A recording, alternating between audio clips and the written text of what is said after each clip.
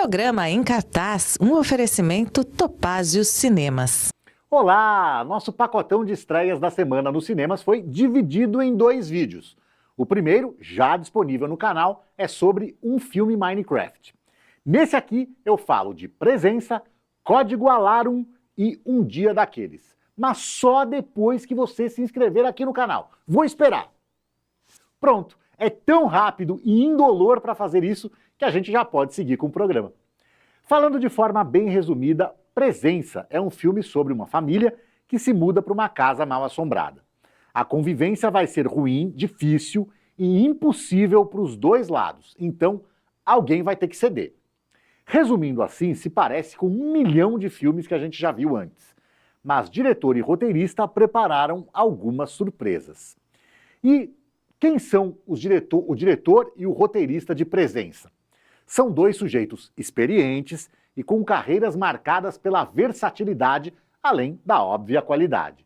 Quem escreve é David Koepp.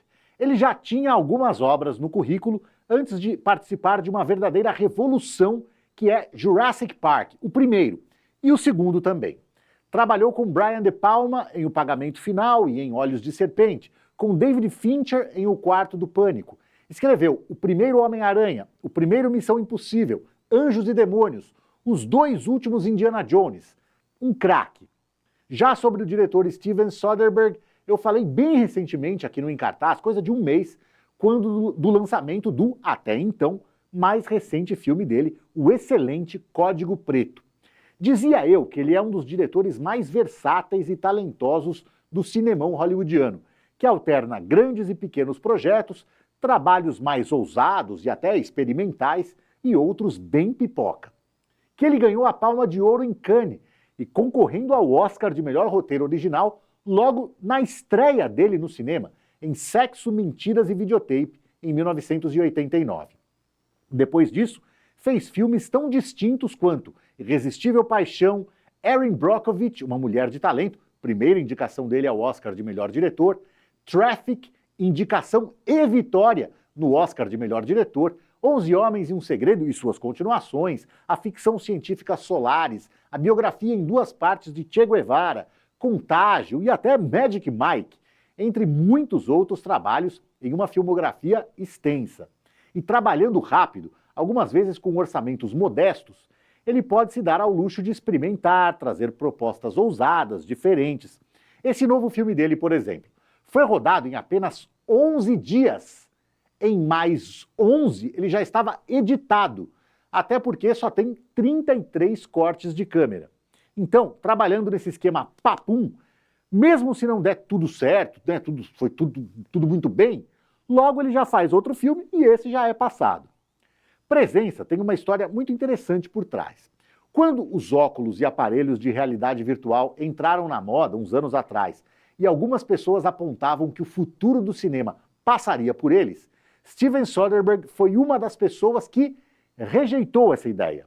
Lembrando de outros filmes que adotaram um ponto de vista de câmera em primeira pessoa, ele ponderou que o efeito acaba sendo o contrário do planejado, que seria fazer o público se sentir na pele do personagem. Pensa assim, a gente vê toda a ação pelos olhos do protagonista. Os nossos olhos são os olhos dele. O que a gente vê é o que ele está vendo. Quando outros personagens conversam com ele, olhando para ele, estão olhando para a câmera, ou seja, para a gente. Só que ao fazer isso, ao colocar a gente dentro do personagem, o filme tira do público justamente o que faz com que ele se identifique com o personagem, que são as reações do personagem, as expressões do rosto, a angústia no olhar, a tensão na face. E em primeira pessoa a gente não vê nada disso, a não ser que o personagem se olhe no espelho ou algo do tipo. Só que aí o tempo passa e o que é que o cara faz? Um filme em primeira pessoa. Justamente o que ele disse que não funciona.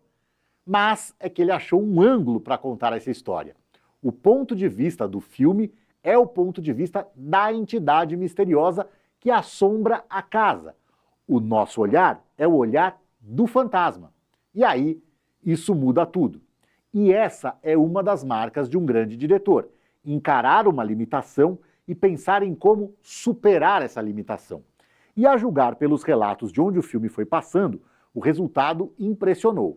No Festival de Cinema Independente de Sundance, nos Estados Unidos, por exemplo, várias pessoas teriam abandonado a sala. Não por acharem o filme ruim. Pelo contrário, uma dessas pessoas que saíram no meio do filme disse: "Eu não aguento passar por esse estresse todo tão tarde da noite." Se você está indo assistir uma comédia do Leandro Hassum e passa por um estresse desse, isso é ruim, tem alguma coisa errada. Mas no terror, isso soa como um baita elogio. Presença está em cartaz nos cinemas com classificação indicativa 16 anos e duração de apenas 1 hora e 24 minutos. Nossa próxima estreia é Código Alarum. 2 agentes da CIA desaparecem do radar para poder se casar. Mas essa paz é abalada por outros agentes procurando um HD de computador. Ah, e tem o Sylvester Stallone. A essa altura da carreira, o Stallone não tem mais nada a provar. Ele foi escalando a escada do sucesso um passo de cada vez nos anos 70, até acertar bem no meio do alvo com Rocky, um Lutador. Um projeto pessoal que virou um fenômeno em meados da década de 70, um período chave na história americana, com o país saindo de um brejo deprimente pós-guerra do Vietnã, crise do petróleo e o escândalo de Watergate. Concorrendo com filmes nessa vibe deprê, como os excelentes Taxi Driver, Todos os Homens do Presidente, principalmente Rede de Intrigas, Rocky desbancou todos eles e ganhou 3 Oscars, incluindo o de melhor filme, em meio a 10 indicações, entre elas a de melhor roteiro e de melhor ator, ambas para Stallone, que nunca foi exatamente um grande ator, mas que nesse filme está excelente. Ele encarnou bem o personagem e o inegável carisma dele tratou de fazer o resto. Em uma época em que continuações ainda eram um troço meio raro, ele sacou o potencial desse tipo de filme para ganhar uma grana, entrando em campo já ganhando de 2-0. Ao longo das décadas seguintes, ele faria Rocky 2, 3, 4, 5, 6, Rambo 1, 2, 3, 4, 5, em sequências que abraçavam os exageros típicos da era Reagan dos anos 80, para depois tentar uma abordagem mais pé no chão, na medida do possível, nas décadas seguintes. Na medida do possível. Enquanto isso, ia construindo a imagem de astro de ação também em outras frentes, como Cobra, Tango e Cash, Risco Total. Um modelo de filmes do tipo Exército de um Homem Só, liderado por ele e pelo Schwarzenegger, com coadjuvantes menos cotados como Chuck Norris e Steven Seagal, esse modelo sofreu um sério abalo no final da década de 80 com Duro de Matar. Stallone teve dificuldades para se reinventar e passou boa parte dos anos 90 patinando em fitas de ação que não empolgavam muita gente, como O Demolidor, O Especialista ou Daylight. O novo século começou e a carreira dele dava claros sinais de declínio, quando ele trouxe de volta seu personagem mais clássico, aquele que definiu sua carreira, o boxeador Rocky Balboa. 16 anos depois da última vez que ele foi visto no cinema, ele retornou com um filme que tinha exatamente esse título, Rocky Balboa, uma indicação de volta às origens. E descobriu que o mundo estava pronto para abraçá-lo de novo. Foi um renascimento.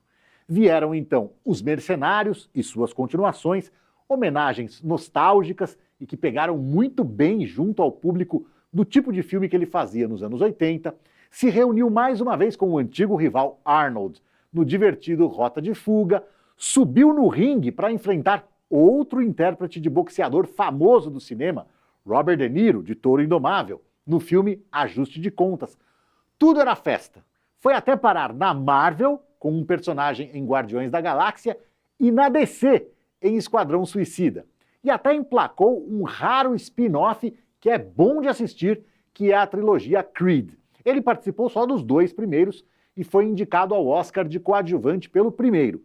Chegou com pinta de favorito e muita gente apostou que ele levaria, até como homenagem a uma carreira muito vitoriosa.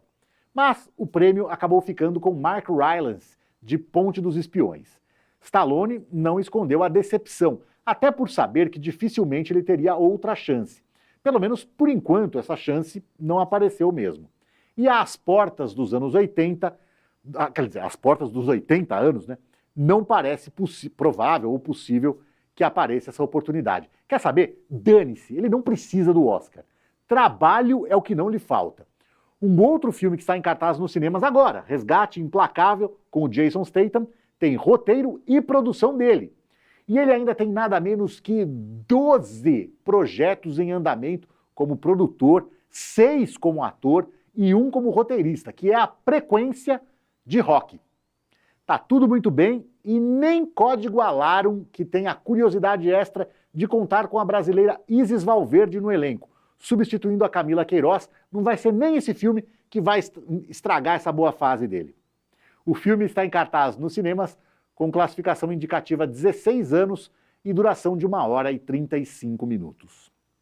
Agora, para finalizar nosso pacote de estreias da semana nos cinemas, vamos de comédia, por que não?